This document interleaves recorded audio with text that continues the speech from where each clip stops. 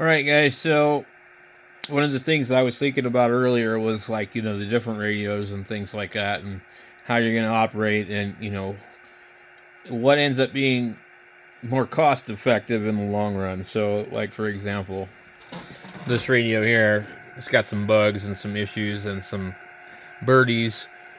But if you're just happy with 5 watts, it's pretty good. I mean, like it's got a tuner, it's got a battery. I mean, all that, and you got really nice looking display. Um, but then if you go and you buy the matching amplifier for it to get 100 watts, but now you're double the price because the amplifier costs just as much as the radio. And so now you're over $1,000 probably. And so what would the point be? Well, okay, you could operate portable with this, and you operate at home with this and the amplifier, possibly. Or you could buy this, or buy this, or buy one of these used, or buy one of these, and operate portable or at home. With the only exception being the G90 runs hot, and you need a fan for it. This actually runs hot too. So, anyway, you would probably be better off to buy the 710 for $899 and just turn your power down to 5 watts and run a damn battery, or this radio, and then buy a tuner. So, it just kind of depends. A lot of times we buy radios not because it makes sense, but because we want to buy them, So, but with, the field day coming up and all that, I was just kind of thinking about it. But I generally operate this one portable. This is the one I go to. I actually don't really use the G90 a lot. And there's a few reasons why. One, the AGC really, really drives me nuts. You either have to have it on fast, or if you have it on slow, it cuts off the first syllable that this other station says if you get a quick reply. And so it just drives me nuts. I don't think there's any birdies on the G90 that I've been able to find real easily. And it's really good at 20 watts. It works really well, okay? But it's just, I find that I just don't care for the radio. As far as like portable, I'm kind of afraid to bang it into things. It's kind of got like these sort of sharp corners on this thin, pot metal-y, I mean, it's just sheet metal folded, like, I don't know what gauge it is. It's not substantial, let's put it that way. The pieces in the back are actually, I think, maybe a little thicker. But, I just, it's like, okay, I can just run this, and I'll run 100 watts. And, or if I want to, I'll turn it down. But like I'm saying, 20 watts is definitely good for portable. 5 and 10 is difficult, and it's just how it is. So, depends on, where you're going to operate at, are you traveling, this and that. I really think that, if you can just look past a lot of the shortcomings of the 891, I think that's probably the best portable radio. It's always better to be able to turn down your power or turn up your power than to not have the ability to without adding an amplifier. So, and also this radio driving into like my amplifier here, it's probably not very efficient, but I can still get 100 watts out of it with 5 watts into it. So this is something to keep in mind too. But I just don't like the idea of like this radio and the Hermes light, which by the way, this thing's broken, and we're going to attempt to reflow some of the chips after we do some surface mount practicing. We've got the rework station over there. So the Hermes light is definitely at home radio. I mean, it doesn't operate without a computer. I don't think it would operate real well on a Raspberry Pi. I don't know. I would like to get that one fixed just because, but it's broken. The guy did give me my money back and just let me keep it. So I do have the filter board in the enclosure, so really if I can't fix the main board, then, you know, I'm okay. The issue with it is it blinks at the wrong rate for the FPGA chip that's on there. So something's wrong with it. So we don't know what it is, but it lights up. It all looks like it works, you know. Anyway, so for portable, I really like the 891. And I thought I was going to like the 450, but I really don't. It's kind of a little bit large, and the antenna tuner isn't really super great.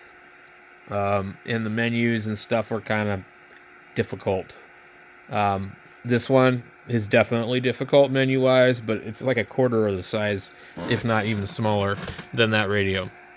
The 710 is an excellent radio to use in the field, but you got to be careful with it. It's delicate. So, I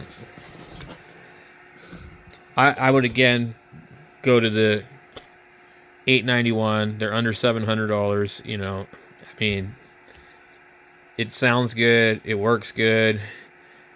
This one's been abused by somebody else, and it still works. So, you know, I've sat there and run FT8 at 100 watts plus, you know, for hours and days on that radio, and it has not burned up. I can guarantee you wouldn't be able to get away with that on either of these. Okay, in the manual for the 710, it says don't talk for a long time. You could damage the finals. I'm like, really? And what happened to the days of like companies making radios like the TS440, the TS940, the TS430, the 751A, where it says explicitly in the manual that the radio is rated for 100% duty cycle on RTTY and FM and CW and sideband. Like RTTY, 100% duty cycle, indefinitely. You know? Not this crap where it just is very vague, says, don't make a long transmission. It doesn't say what kind, it doesn't say anything. You know, why do we have to turn down the power? It's stupid. Why? We're paying thousands of dollars for brand new radios if you're buying anything nicer than these. You know, you go buy a FTDX10, you know, you buy a Kenwood, you know, 590, you know, a 101. You know, I mean, why can't I just run what the radio's supposed to do? It's silly. On the old radios, you know, they were fine. I don't know about these radios here, like the 1200 and the 3000. I'm not really sure. I don't really trust them, but I've never heard of anybody like having the finals burn up. But I've definitely heard of 450s and 991s, but I have not heard of anybody burning up the 891. And I think the reason is there's some dual fans in here, and they suck up air through here, and it's a really cool design. And there's also a setting in here called contest mode, where the fans are always on, and then they ramp up as you transmit. And that's how I have mine set, and I've never had a problem. So I really think that they're just kind of like, okay, how much crap can we get away with? How cheap can we make this? How can we do this? Well, we don't think most people are going to do anything except for this. But the thing is, people are burning up 7300s and other radios and stuff doing FT8. You know, I mean, they turn it up to 100 watts. And then also the issue with RF getting into the USB on the back of the 7300s. So there's a lot of problems with that. I don't know if they've addressed that because I really haven't heard of anybody doing it lately. I mean, they've been making the radio for quite a while. Maybe they fixed it. Anyway, that's just my rant about that. Now tomorrow, if it wasn't so late, I'm going to take this thing apart here, and we're going to try and fix the volume and a couple of other things, and see if we can repair the screen or figure out where to get one. What I've noticed is a lot of times with these, there's a connector or a socket in the back of this thing. And if you slide the game back and forth, you know, it suddenly gets better. But this one here, I don't know, and it's like been exposed to some stuff. It's all yellowy.